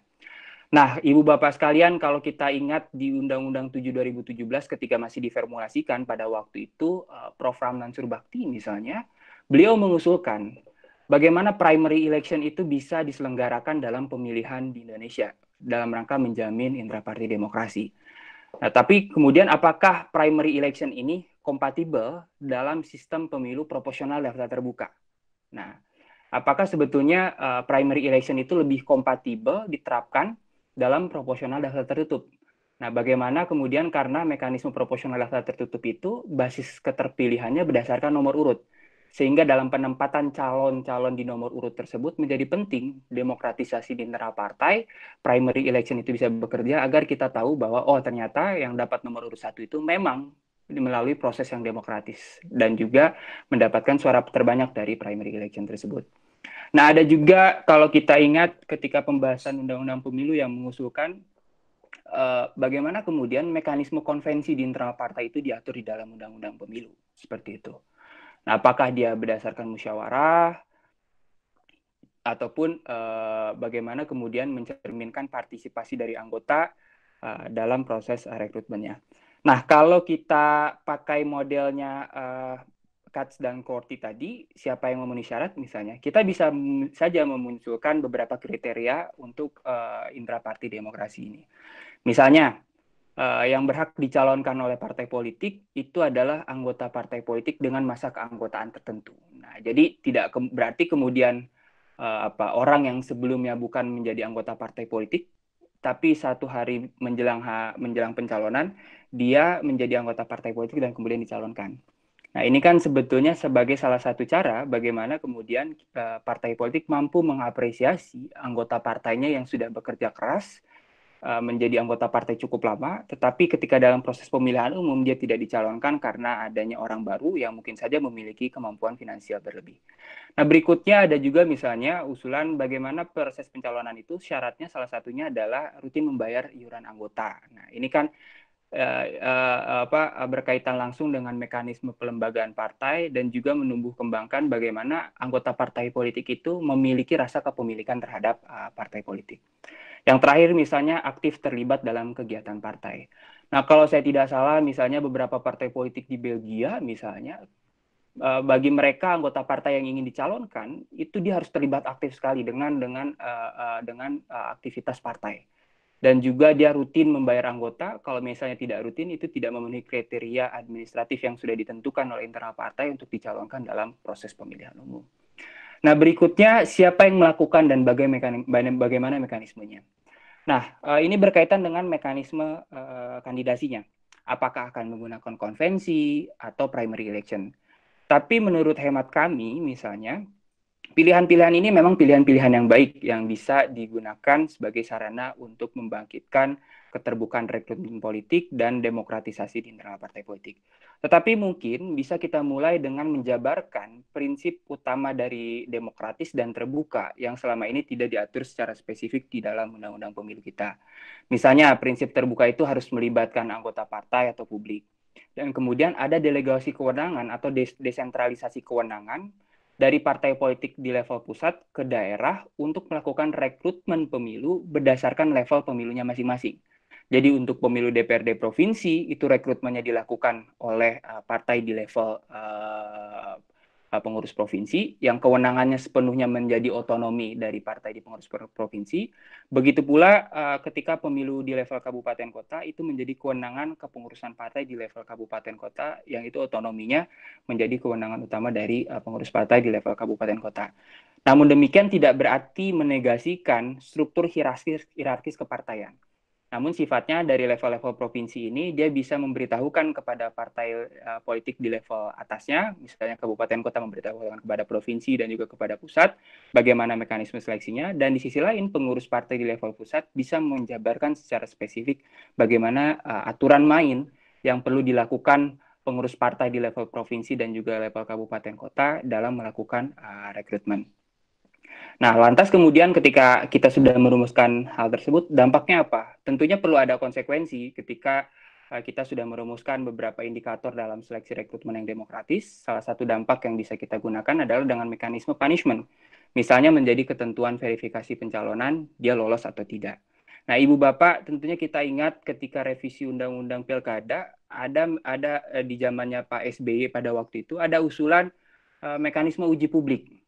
Siapa yang akan dicalonkan, kira-kira seperti itu. Nah, tetapi kalau kita lihat dari naskah rancangan undang-undang pilkadanya, ternyata uji publik ini hanya syarat kalau bisa dibilang dia tidak syarat substantif yang kemudian berimplikasi terhadap kelolosan atau tidaknya calon kepala daerah itu untuk dicalonkan oleh partai politik. Jadi dia hanya sebatas prosedur semata, lagi-lagi rezim administrasi semata yang perlu dilampaui tanpa ada konsekuensi logis berkaitan dia lolos atau tidaknya dalam proses seleksi pencalonan di kepala daerah tersebut. Nah, baik Ibu Bapak, itu yang bisa kami sampaikan pada sesi partai politik di hari Jumat ini. Selebihnya mungkin kita bisa diskusikan jika Ibu Bapak ada pertanyaan atau koreksi atau pandangan lain berkaitan dengan materi kita pada siang hari ini. Gimana Mas Dika? Baik, terima kasih Mas Oik.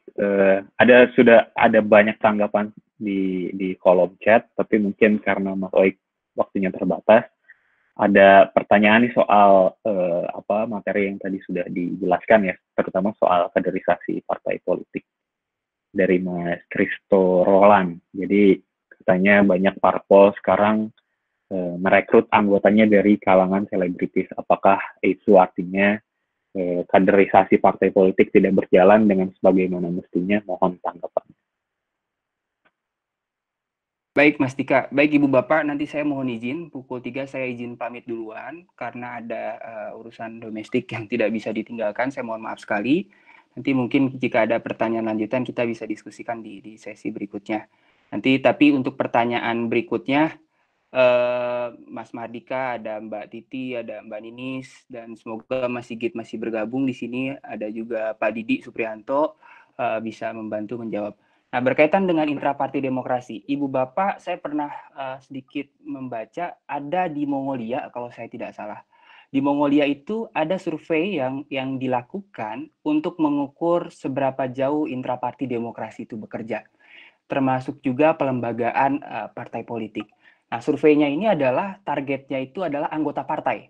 Jadi dia tidak random sampling kepada publik secara umum, tetapi bagaimana persepsi anggota partai terhadap mekanisme demokratisasi di internal partainya. Seperti itu. Nah, sebagian besar melihat bahwa ternyata anggota-anggota partai, karena surveinya ini menyeluruh gitu ya, tidak hanya sebatas segelintir elit anggota partai politik saja, tetapi dia cakupannya lebih luas kepada bahkan anggota partai politik biasa saja dia tanyai, kira-kira kayak gitu ya, sekalipun dia tidak aktif. Dan ternyata persepsi di internal partai politik, di anggota partai politik itu justru melihat juga bahwa partai politik di beberapa partai politik di Mongolia memang tidak demokratis. Itu persepsinya muncul dari kalangan internal partai politik itu sendiri, bukan dari publik.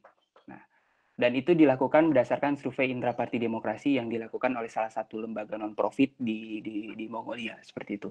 Nah, persoalannya di Indonesia, seringkali kita melihat bahwa kok kenapa sih selebritis misalnya dicalonkan oleh partai politik dalam proses pemilihan umum. Memang tidak ada yang salah Ibu Bapak sekalian dari segi konsep hak politik seseorang untuk dicalonkan dalam proses pemilihan umum.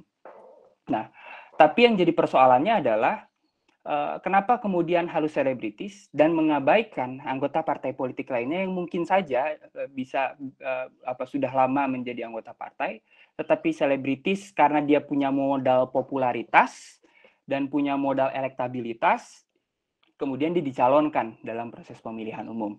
Nah, ini juga kehadiran fenomena artis dalam proses pemilihan umum kita itu disebut sebagai vote getters atau pengepul suara saja untuk mendapatkan suara terbanyak dan juga memenangkan pemilihan umum kita. Nah, kalau kita lihat kan ada terminologi yang menarik ya dari beberapa partai politik kita, misalnya ada partai artis nasional, kira-kira seperti itu. Karena memang sebagian besar dominasi calonnya itu adalah artis, kira-kira seperti itu.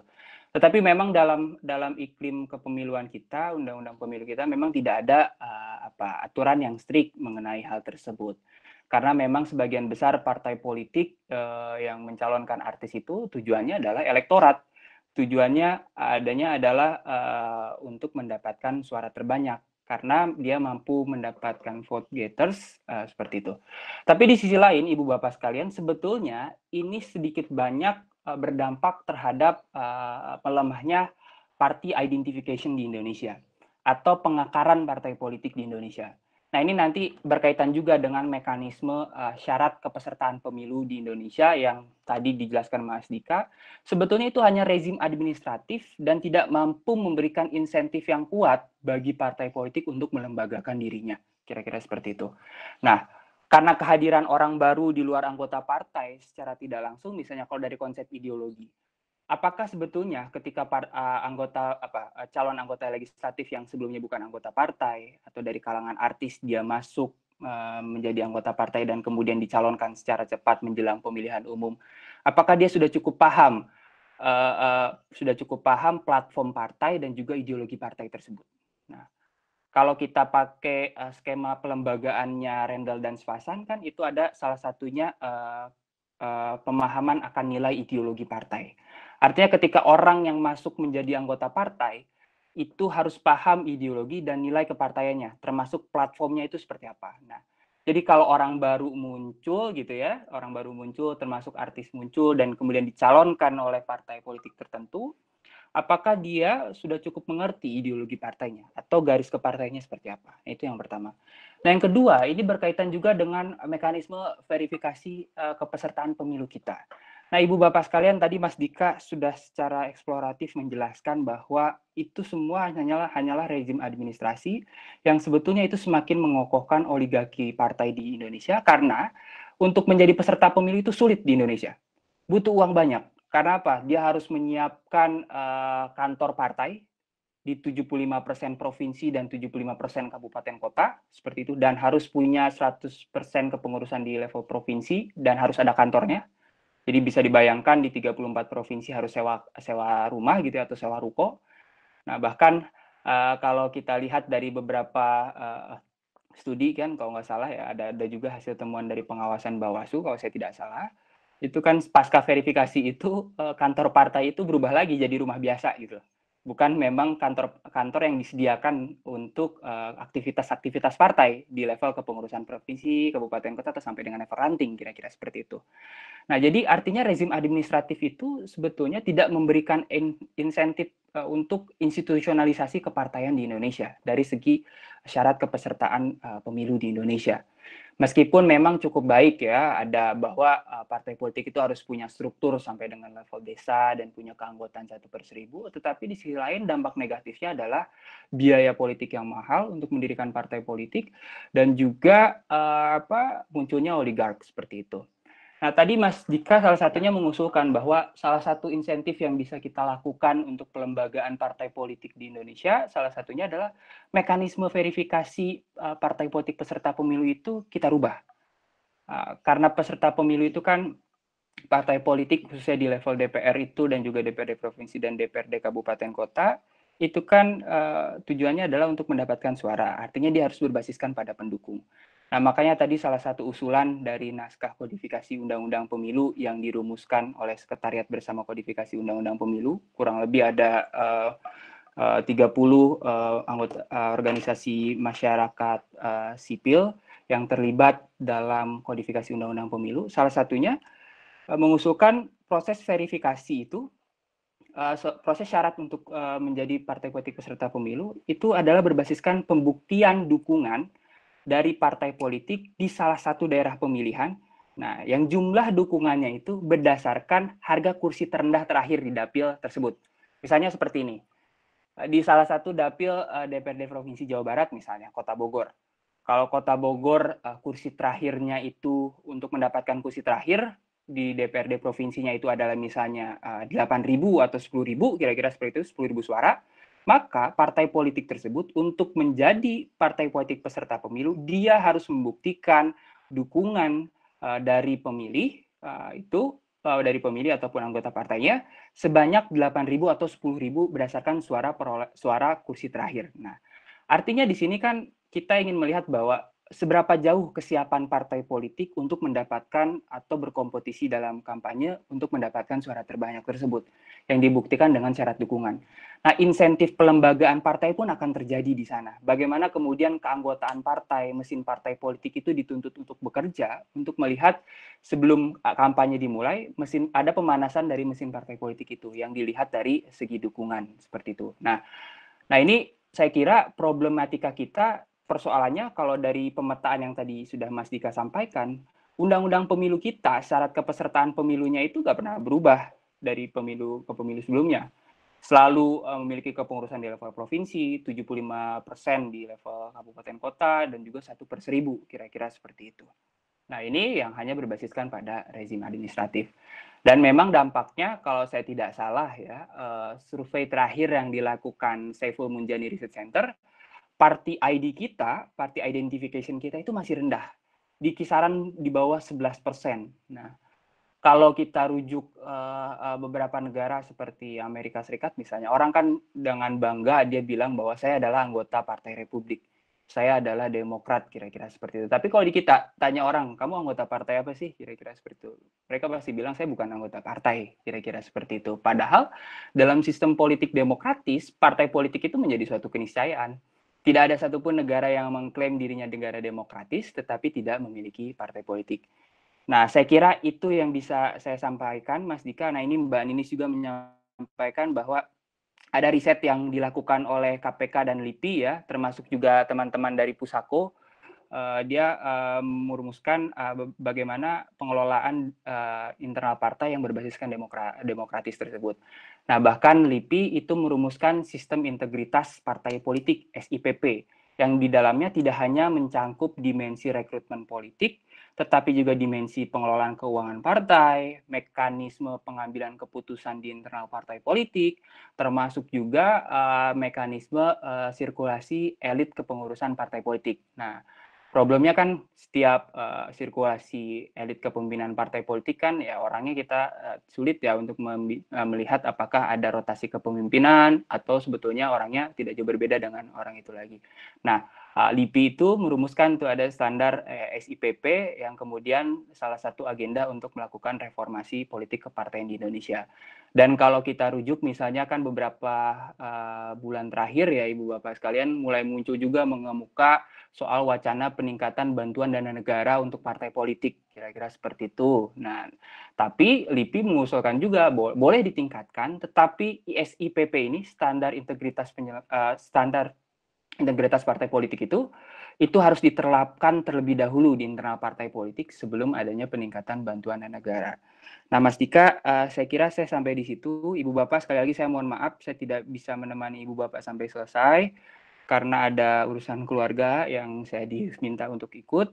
Nah, untuk itu saya pamit mundur diri. Nanti selebihnya ada Mas Mahardika, ada Pak Didi Suprianto, beliau mentor saya juga mengenai partai politik, dan ada Mas Sigit Pamungkas, dosen saya, dan juga ada Mbak Ninis dan juga Mbak Titi yang bisa menjawab secara lebih komprehensif berkaitan dengan politik kepartaian di Indonesia.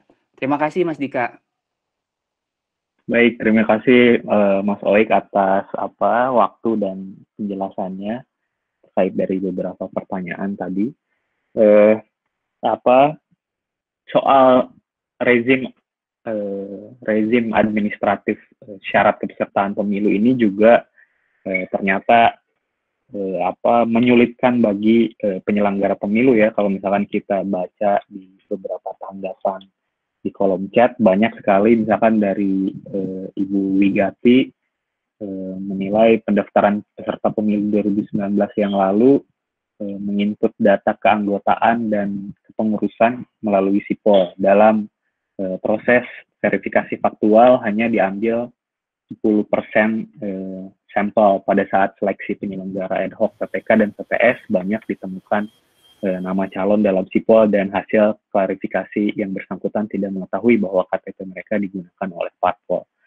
Nah, ada fenomena comot-mencomot gitu ya untuk memenuhi syarat administratif 1.000 anggota gitu ya. Dan selain Bu Igati, ada juga Muhammad Nandi, Pak Muhammad Nandi, ternyata pengalaman di lapangan banyak yang heran kenapa namanya masuk anggota partai politik. Pak Ahmad Fatori, banyak yang dirugikan dalam konteks ini, misalnya orang yang bersangkutan mau lamar kerja yang syaratkan tidak boleh terlibat dalam partai politik, ternyata namanya masuk sebagai anggota partai politik tertentu dalam SIPOL, padahal yang bersangkutan tidak merasa dan tidak menjadi anggota parpol tersebut. Pada akhirnya yang bersangkutan harus mengurus dan minta klarifikasi dari partai. Pola rekrutmen anggota harus tepat. Tapi ada juga tadi dari Pak Toto Suparyanto, harusnya penyelenggara pemilu tidak serta-merta menggugurkan apabila ada masyarakat yang mendaftar sebagai penyelenggara pemilu, baik itu ad hoc, karena ada ruang untuk klarifikasi. Manakala yang bersangkutan faktanya hanya dicomot, maka yang bersangkutan tidak digugurkan dalam seleksi tersebut. Data di SIPOL adalah informasi awal yang wajib didalami untuk mendapatkan fakta yang sebenarnya. Memang nanti kita akan ada sesi khusus tentang pendaftaran partai politik ya di sesi manajemen. Mungkin nanti Mbak Ninis juga bisa menyalakan mikrofonnya untuk berbagi sedikit tentang pengantar lah ya gitu untuk ke materi soal pendaftaran partai politik, terutama soal SIPOL. Tapi yang jelas prinsip utama dari SIPOL tadi juga sudah dijelaskan oleh Mbak Titi di kolom chat, harusnya bisa diekstensifikasi sebagai keterbukaan gitu ya. Jadi nanti aksesibel bagi publik. Jadi kalau ada yang mau melihat apakah namanya dicomot, dicatut oleh partai politik, kita bisa lihat di SIPOL sebagaimana kita bisa lihat nama kita di sistem pendaftaran pemilih gitu ya. Baik Bapak Ibu sekalian, apabila ada yang mau berpendapat, di sini masih ada Pak Sigit Pamungkas dan Pak Didik Supriyanto. Kalau ada yang mau disampaikan, Pak silahkan. Ruangnya sangat terbuka. Atau dari Mbak Titi, Mbak Ninis. Dika, aku nambahin dikit ya. Sebelum, sorry, usul Pak Sigit, tapi Ninis aja dulu, makasih. Baik. Oke. Ini Dika, aku ngomentarin yang terakhir nih dari Mas Herdi Munte yang menanyakan soal bagaimana parpol bisa berintegritas kalau biayanya masih diletakkan pada orang-orang atau oligarki. Sebentar, saya nutup pintu dulu. Nah, jadi memang belakangan kan muncul gagasan bantuan keuangan untuk partai politik dari dana APBN. Nah, ide ini memang kalau dibilang apakah ide yang populer, mungkin bukan ide yang populer gitu ya, karena pasti orang akan menanyakan kenapa partai harus dibiayai oleh negara sementara kita melihat performa partai politik masih jauh dari harapan publik gitu ya, maraknya kasus korupsi dan sebagainya. Nah, Perludem ada kajian mengenai hal ini, mengenai bantuan keuangan partai politik, sudah ada bukunya. Nah, jadi sebenarnya singkatnya adalah kita menyadari bahwa partai politik adalah institusi yang sangat penting di negara ini gitu ya, bahwa semua hampir semua elemen-elemen di negara ini tuh bisa dimasuki lewat jalur partai politik. Anggota DPR pasti gitu ya, untuk menjadi pasangan calon presiden dan wakil presiden kan harus dicalonkan dari partai politik, kepala daerah, jabatan-jabatan publik lainnya gitu ya. Partai politik itu peranannya sangat penting dan semakin besar peranannya. Nah, tentu negara harus punya tanggung jawab juga membina supaya partai politik ini tidak seperti yang disampaikan ini, yang Pak Herdi sampaikan tadi, dia tergantung kepada oligarki gitu. Nah, bagaimana memutusnya supaya dia tidak bergantung pada oligarki, dan juga ada kesetaraan juga di antara partai politik. Kalau sekarang kan partai yang punya uang ya terserah aja mau ngapain gitu, tidak dilaporkan dan sebagainya. Nah, itu sebenarnya dorongan kenapa muncul dorongan bantuan keuangan untuk partai politik dari APBN. Nah, sebenarnya kan hal lainnya juga karena di kita ya, di Indonesia tadi Heroik sampaikan bahwa orang itu kan party ID-nya sangat kecil gitu ya. Kalau ditanya dari partai mana, saya bukan dari partai gitu. Beda dengan negara-negara lain yang secara tegas menyatakan saya Demokrat atau saya Republik gitu. Nah, dulu pernah ada masanya kemarin ketika sesi partai politik yang pertama dijelaskan mengenai partai massa atau partai kader.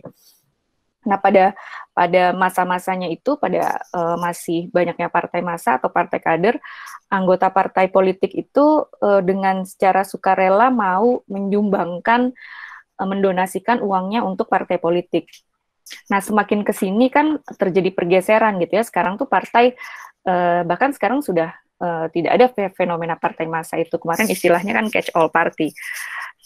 Semakin ke sini, orang sudah tidak mau lagi mendonasikan uangnya partai politik. Apa yang kita terima, apa insentif untuk kita kalau kita menyumbang ke partai politik?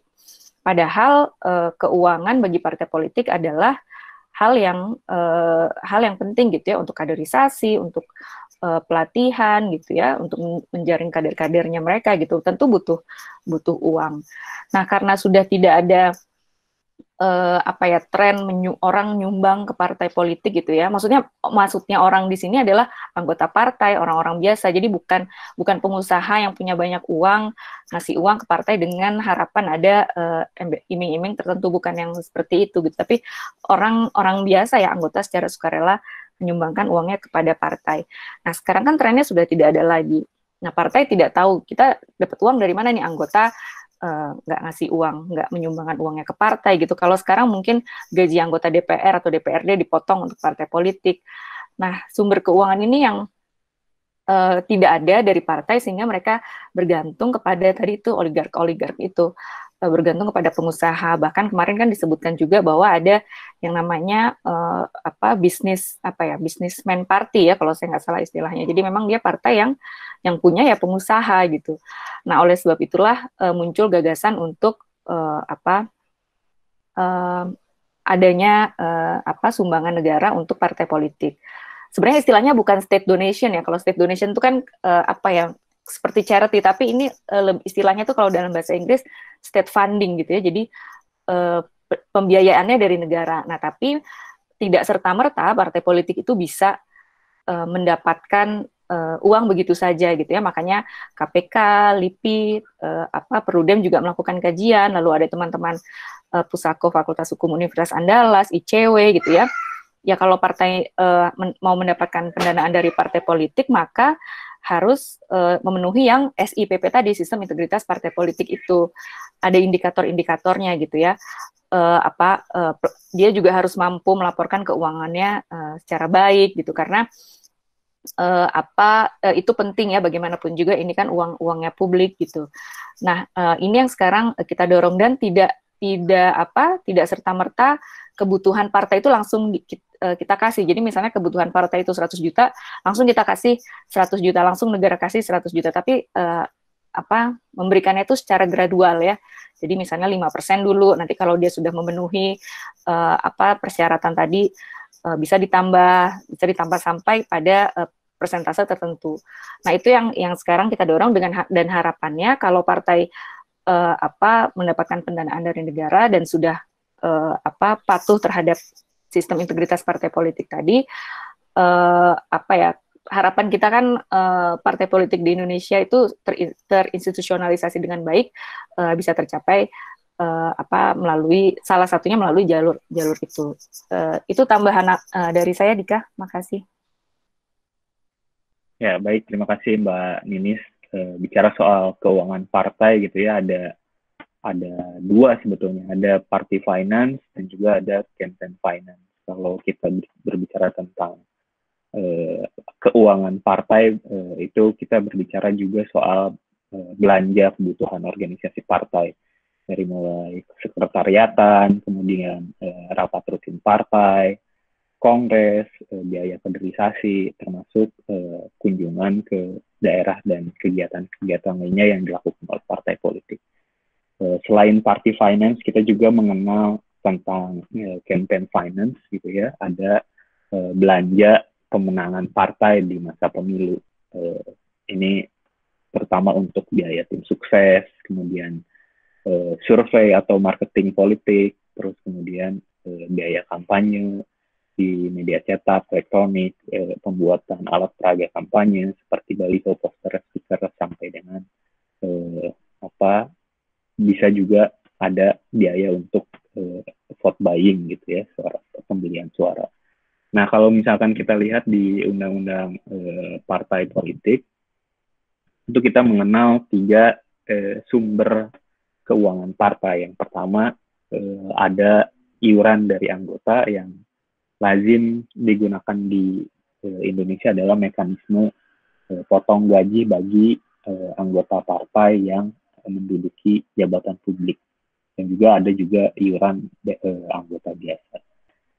Kemudian yang kedua,